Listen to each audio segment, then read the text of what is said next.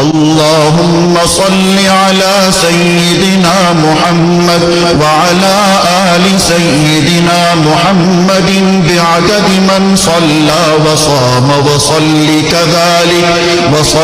كذلك على جميع الأنبياء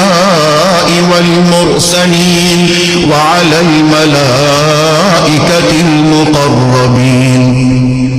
وعلى عباد الله الصالحين خصوصا على سيد المتقين والأبرار صاحب النبي في الغار والمزار أفضل الصحابة بالتحقيق خليفة النبي بلا فصل